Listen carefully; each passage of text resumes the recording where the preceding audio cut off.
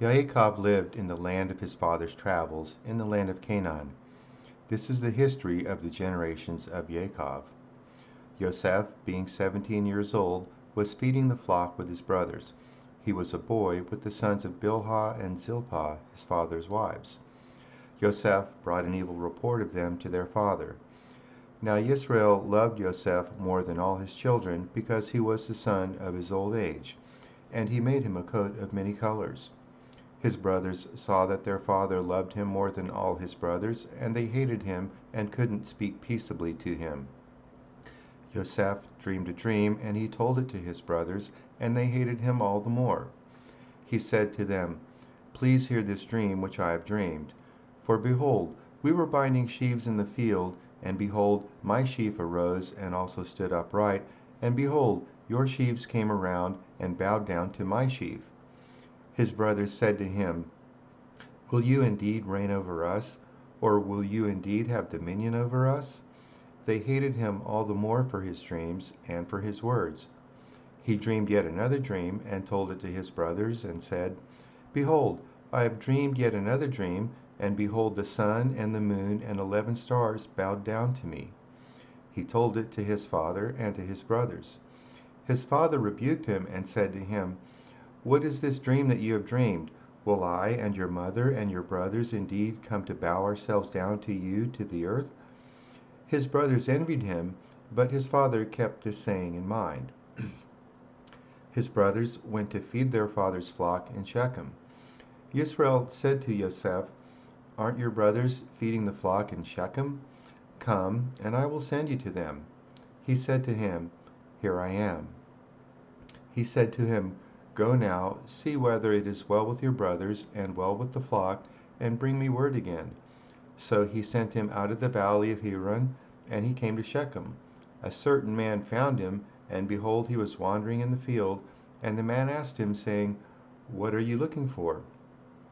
He said, "I am looking for my brothers. Tell me, please, where they are feeding the flock." The man said, "They have left here, for I heard them say, 'Let us go to Dothan.'"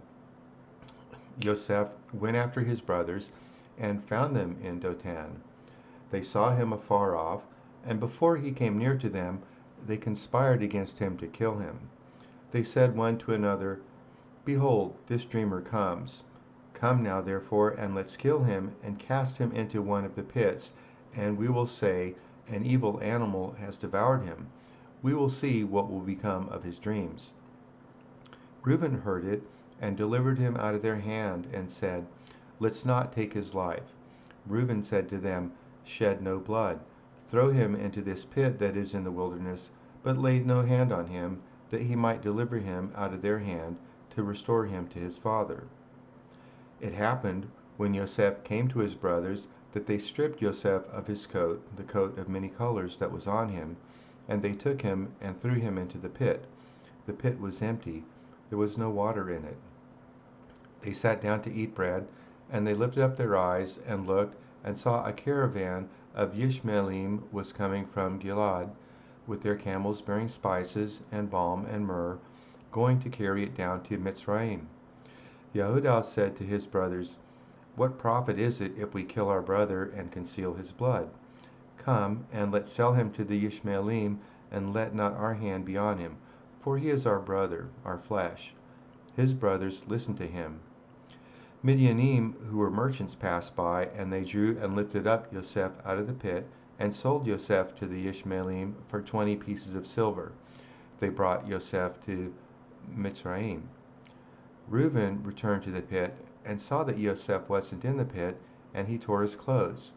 He returned to his brothers and said, "The child is no more, and I, where will I go?"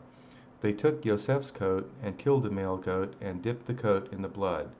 They took the coat of many colors, and they brought it to their father, and said, "We have found this. Examine it now, whether it is your son's coat or not." He recognized it, and said, "It is my son's coat. An evil animal has devoured him. Yosef is without doubt torn in pieces." Yaakov tore his clothes, and put sackcloth on his loins, and mourned for his son many days. All his sons and all his daughters rose up to comfort him, but he refused to be comforted. For he said, For I will go down to Sheol to my son mourning. His father wept for him. The Midianim sold him into Mitzrayim to Potiphar, an officer of Pharaoh's, the captain of the guard. It happened at that time that Yehudah went down from his brothers and visited a certain Adulami, whose name was Hirah. Yehudah saw there was a daughter of a certain Canaanite, whose name was Shua. He took her and went into her. She conceived and bore a son, and he named him She conceived again and bore a son, and she named him Onan. She yet again bore a son, and named him Shalach, and he was at Kezib when she bore him. Yehudah took a wife for his firstborn, and her name was Tamar. Yehudah's firstborn, was wicked in the sight of Yahweh. Yahweh killed him. Yehudah said to Onan, Go in to your brother's wife, and perform the duty of a husband's brother to her, and raise up seed to your brother. Onan knew that the seed wouldn't be his, and it happened when he went into his brother's wife that he spilled it on the ground, lest he should give seed to his brother. The thing which he did was evil in the sight of Yahweh, and he killed him also. Then Yehudah said to Tamar, his daughter-in-law, Remain a widow in your father's house until Shalach my son is grown up, for he said, lest he also die like his brothers. Tamar went and lived in her father's house. After many days, Shua's daughter, the wife of Yehudah, died.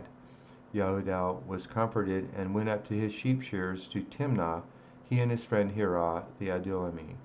It was told Tamar, saying, Behold, your father-in-law is going up to Timnah to shear his sheep. She took off her the garments of her widowhood, and covered herself with her veil, and wrapped herself, and sat in the gate of Enaim, which is by the way to Timnah, for she saw that Shalach was grown up, and she wasn't given to him as a wife. When Yehudah saw her, he thought that she was a prostitute, for she had covered her face. He turned to her by the way and said, Please come and let me come in to you, for he didn't know she was his daughter-in-law. She said, What will you give me that you may come into me? He said, I will send you a kid of the goats from the flock. She said, Will you give me a pledge until you send it? He said, What pledge will I give you? She said, Your signet and your cord and your staff that is in your hand. He gave them to her and came into her, and she conceived by him. She arose and went away and put off her veil from her and put on the garments of her widowhood. Yehudah sent the kid of the goats by the hand of his friend the Adulami to receive the pledge from the woman's hand, but he didn't find her. Then he asked the men of her place, saying, Where is the prostitute that was at Enaim by the road?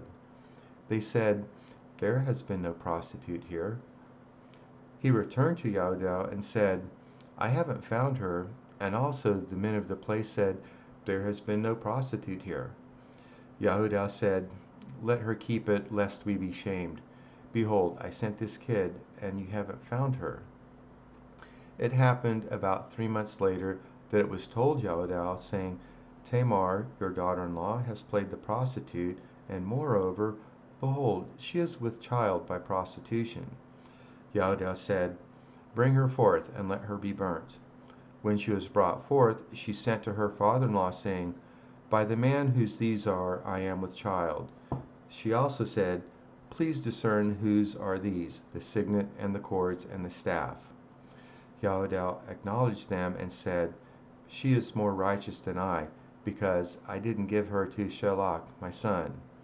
He knew her again no more. It happened in the time of her travail that, behold, twins were in her womb.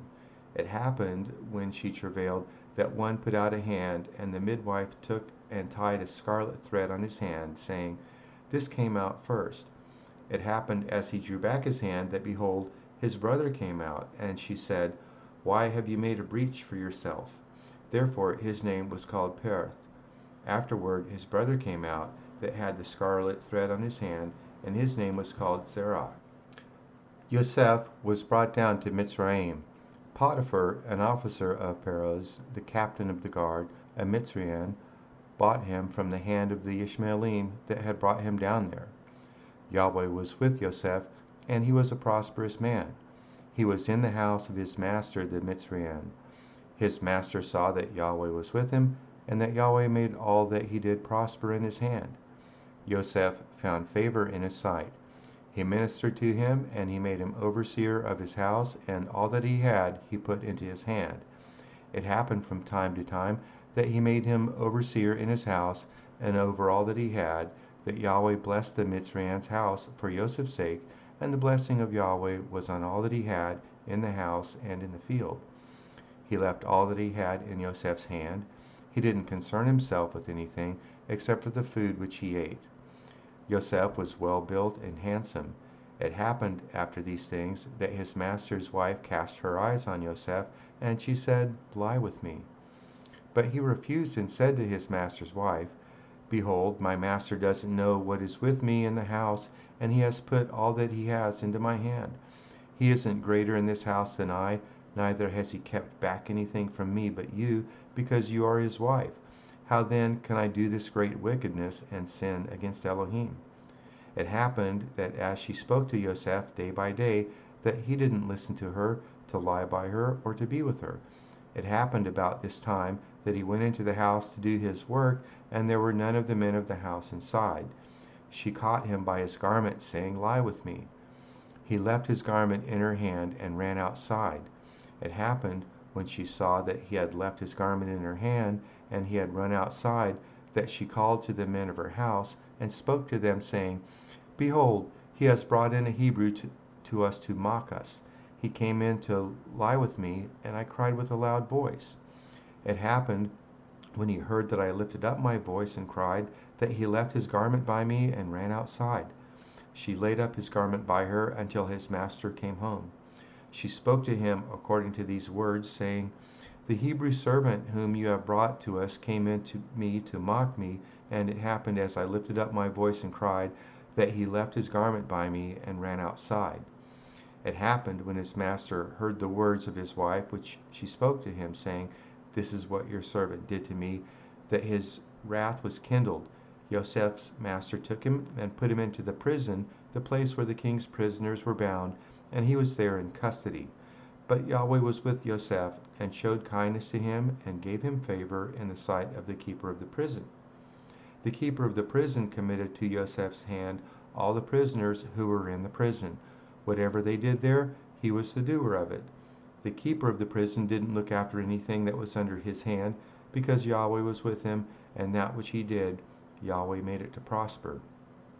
It happened after these things that the butler of the king of Mitzrayim and his baker offended their lord, the king of Mitzrayim. Pharaoh was angry with his two officers, the chief cupbearer and the chief baker. He put them in custody in the house of the captain of the guard, into the prison, the place where Yosef was bound. The captain of the guard assigned them to Yosef, and he took care of them. They stayed in prison many days. They both dreamed a dream, each man his dream in one night, each man according to the interpretation of his dream, the cupbearer and the baker of the king of Mitzrayim, who were bound in the prison. Yosef came in to them in the morning, and saw them, and saw that they were sad. He asked Pharaoh's officers who were with him in custody in his master's house, saying, "Why do you look so sad today?" They said to him, "We have dreamed a dream, and there is no one who can interpret it." Yosef said to them, "Don't interpretations belong to Elohim? Please tell it to me." The chief cupbearer told his dream to Yosef, and said to him, "In my dream, behold, a vine was in front of me, and in the vine were 3 branches. It was as though it budded, its blossoms shot forth, and the clusters of it brought forth ripe grapes. Pharaoh's cup was in my hand, and I took the grapes and pressed them into Pharaoh's cup, and I gave the cup into Pharaoh's hand." Yosef said to him, "This is the interpretation of it. The 3 branches are 3 days. Within 3 more days, Pharaoh will lift up your head and restore you to your office. You will give Pharaoh his cup into his hand, the way you did when you were his cupbearer. But remember me when it will be well with you, and show kindness, please, to me, and make mention of me to Pharaoh, and bring me out of this house. For indeed I was stolen away out of the land of the Hebrews, and here also have I done nothing that they should put me into the dungeon." When the chief baker saw that the interpretation was good, he said to Yosef, I also was in my dream, and behold, 3 baskets of white bread were on my head. In the uppermost basket there was all kinds of baked food for Pharaoh, and the birds ate them out of the basket on my head. Yosef answered, This is the interpretation of it. The 3 baskets are 3 days. Within 3 more days Pharaoh will lift up your head from off you and will hang you on a tree, and the birds will eat your flesh from off you.